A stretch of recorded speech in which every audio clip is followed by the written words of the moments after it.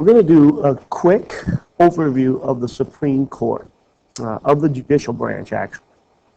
First of all, our Constitution creates three separate branches of government. The legislative branch creates laws. The executive branch carries out those laws. And the judicial branch interprets those laws. And we're going to spend time on the judicial branch today. There are more than just the U.S. Supreme Court. Actually, what the Constitution says is that the U.S. Supreme Court is established within it, but it gives Congress the power to make courts that are lesser than the Supreme Court. Federal district courts are an example of one of those types of courts. They are trial courts, and what they do is determine if somebody is guilty of a crime or not. That's the whole goal of the federal district court. If you don't like a decision at the federal district court level and you want to appeal it, you can appeal it to a court of appellate jurisdiction, or these are known as our circuit courts. Now, these courts hear federal appeals. Basically, they determine if rules of law are followed, if constitutional rights are carried out. What they don't do is they do not determine guilt or innocence. There's a big difference here. Let me give you an example. We have the right to an impartial jury. That's a constitutional right that we have, which means that we have a right to an unbiased jury. So let's say that I'm on trial, and one of my jurists is somebody who knows me and doesn't like me. Now, this would never happen because there's a process of choosing a fair jury, but for today, let's just say that happened. All right, so let's say I'm found guilty in a court of law, in a federal trial court. Okay, they determine that I'm guilty, and I want to appeal. Now, I'm not appealing my verdict. What I'm appealing is that my rights were followed. So I would appeal to a circuit court saying that I was denied one of my constitutional rights, and they would have to rule on it. And if they rule that that is correct, that I was denied my constitutional rights, it doesn't mean I'm innocent. It means that my trial was not just, that I deserve a new trial, one with a fair jury chosen for me. The major difference is these guys, the federal district courts, determine guilt or innocence.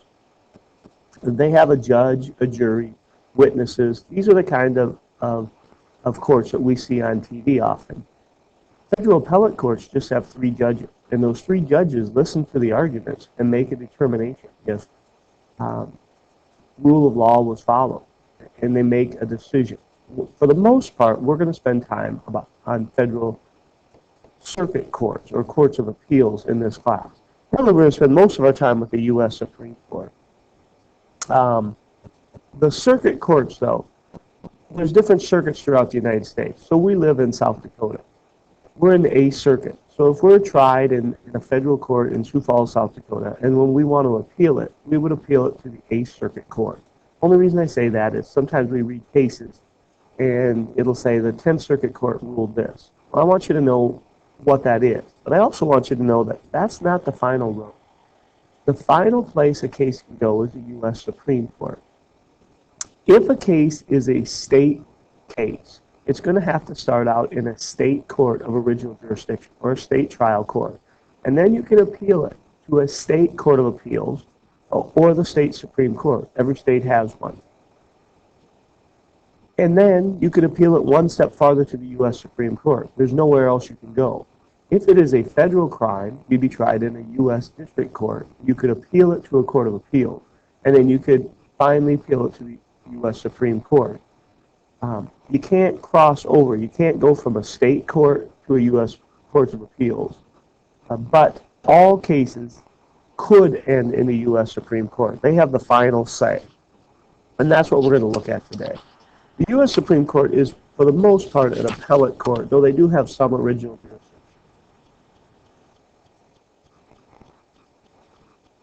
What the Supreme Court does is two things. They protect the Constitution and they interpret the Constitution. What we mean by protecting the Constitution is the Constitution is the highest law in our land, and no action can be contrary to it. And the Constitution spells out things that can happen. It gives us constitutional rights, like a right to a fair jury, an impartial jury, a protection against search and seizure. It gives us freedom of speech and so on. But it also gives enumerated powers to Congress. Congress can declare war. Congress can coin money. And it gives the president specific powers. the president can make treaties. Sometimes Congress or the president or, laws violate the Constitution. They are contrary to the Constitution. And somebody has to determine if that's the case. And then if it is, declare those things unconstitutional and thus void. And Congress does, the Supreme Court does this with the power of judicial review. Judicial review is the power the Supreme Court has to declare laws and actions unconstitutional. And if they're unconstitutional, we don't have to follow them. Let me give you an example. And this is going to be a little bit oversimplification. But let's say the president raises your taxes. Well, the president has no constitutional authority to do so. But let's say he does. And you refuse to pay that tax because, well, you figure it was unconstitutional. So you're arrested for violating that tax. So you appeal it. So you tried and you're found guilty of violating the president's action here. So you appeal it. Let's say it goes to the Supreme Court. The Supreme Court should rule on your behalf that the president's action to raise taxes were unconstitutional and thus void. And then they basically settled that issue. They're there to protect, to make sure that no action done by Congress or the president or by a state legislature or whatever violates the Constitution. It's a very important role. Precedence is a big thing too. And one of the things that court does is it interprets the Constitution. Some things in the Constitution are vague. And it takes some interpretation. What exactly does it mean? Well,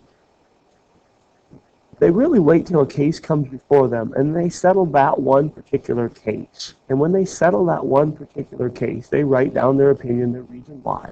And that sets a precedent. So when other cases come up that are similar, the courts look at those cases to help them make the interpretation on the present case. Let's use an example here. We have a rule in our school that says you can't eat in class. So let's just say that someone does, or at least let's say they're chewing gum. Okay? And let's say the teacher then punishes them for chewing gum in class. So they appeal it, and we'll say our school board is our Supreme Court. So they appeal it. They say, well, it's not actually eating, it's not consuming food. And let's say the Supreme Court rules on behalf. They say that gum is not food because it's not consumed, it's not messy, it has a purpose, and that purpose may be to help you concentrate in class. I don't know. Let's say those were their reasons for it.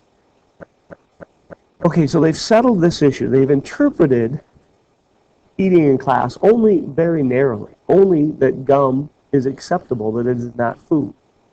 All right, so let's say that a student, the next day, a different student, is having a cough drop. Now, is that food? Well, so that person is punished for that, and he appeals. And the Supreme Court, rather than just make a decision just on this, they will look back at this ruling right here. They will look at the reasons behind this, and they'll try to find as many similarities between this case and this case. And that's using precedent. So let's say they say, well, even though it is consumed, it does have a purpose, and it's not messy. So, cough drops are acceptable too. Okay? And let's say that, somewhere down the road, someone has a Jolly Rancher in class. Similar to this case, similar to this case. Not identical to either one. So the Supreme Court, before they would make a ruling on Jolly Ranchers, would first read the ruling that was previously done on cough drops and on gum. And let's say that they rule that even though there's some similarities between Jolly Ranchers and the other two, that they say that this is eating because it serves no purpose. It may not be messy. It is consumed, and it serves no purpose other than just consumption. So then, if future cases come up, they'll look at, again, these three cases that they already have as precedent. Okay, so if a sucker comes up, essentially a sucker is a Jolly Rancher on a stick.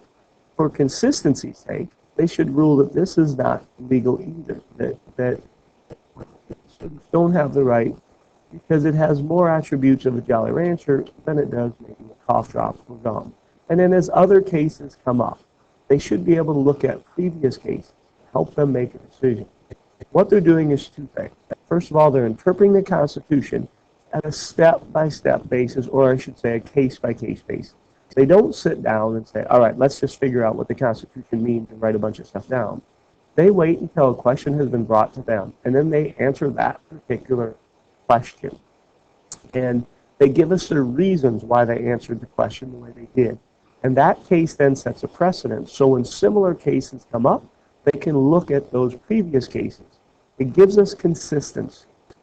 And it's a key component to our system. Let's get into some of the more basic stuff. There are, on the Supreme Court, 9 justices. The Constitution doesn't state 9. There has not always been 9. But since 1869, there has been 9. There's no reason to believe it's going to change in the near future, though Congress can change that number if they prefer, if they want to. Supreme Court justices serve for life. Now, this is kind of a strange thing, because in a democracy, we don't have people serve for life. However, Supreme Court justices do. And the founders of the Constitution believe that to protect justices from public opinion or from getting fired by the courts or by let's say, Congress, they needed to be insulated from them. If they're going to make decisions that could be unpopular, yet constitutional, they need to be able to make those decisions without fear of repercussion. If there's fear of repercussions, they may not do what's right. They may do what is popular. For example, let's say that the president could fire Supreme Court justices. Well, let's say that they had the rule on, remember I used that example of the president raising taxes. Well, they know the president doesn't have the right to raise taxes. However, if they ruled against the president, maybe he'd fire them. Now what do? So they may rule in his behalf, even though they know that's wrong because they don't want to lose their job. Well, we don't want that on the Supreme Court. Because those Supreme Court justices serve for life, they don't have to worry about being fired or voted out of office or whatever, because nobody can fire them. So they can make their decisions not based on outside influence, but based on what they believe is right. Now, it is very important that we choose good Supreme Court justices then, because they could be on there for 30 or 40 years. It's not unheard of. Certainly 20 years. They can be impeached, but only if they commit treason, bribery, high crimes, or misdemeanors. Same thing as a president can be impeached for, which basically means they have to break the law. And so as long as the Supreme Court justice is doing their job, even if they're incompetent, they can't lose their job. So again, they're serving for a very long period of time. We have to make sure we get good justice. How do we know? Well, the president gets to pick anybody he wants to be a Supreme Court justice. He doesn't get to fire them, but he gets to pick whoever he wants. And there's actually no qualifications for a Supreme Court justice. However, the president's going to look for somebody who's qualified. But just because the president picks them doesn't mean they get that position. After the president picks somebody to be a Supreme Court justice, they have to be approved by a majority vote of the Senate. And if the Senate does not approve them, then the president's going to have to pick somebody else. That is the process. So the process is important. The president needs to pick good people. The Senate needs to do their job to make sure that those people are qualified to be justices. Because if they're not, and we give them that position, we're stuck with the bad justice. I think our courts, our Senate, and our president have done a pretty good job, for the most part, throughout history. These are our Supreme Court justices right now. And I put on there if they lean conservative or liberal, but I'll just quickly go through. John Roberts is the Chief Justice. Scalia, Anthony Kennedy. Now let's point out a thing. Scalia was appointed by Ronald Reagan back in 1982. And there's no talk of Scalia retiring in the near future. He's been on there for a very long time, which is kind of the norm.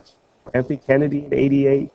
Clarence Thomas in 91, Ruth Bader Ginsburg in 93, Stephen Breyer in 94, Alito in 06, Sotomayor in 09, Hagan in 2010. Those justices were all appointed by different, or a number of different presidents, but going all the way back to Reagan. Reagan had, was it two? The first President Bush had a couple. The second President Bush had a couple. President Clinton had one or two on here. We also noticed that, and President Obama has two. We noticed that these four justices tend to be a little more conservative. These four justices right now are the more liberal ones. And Anthony Kennedy seems to be the swing judge. So we see a number of 5-4 decisions.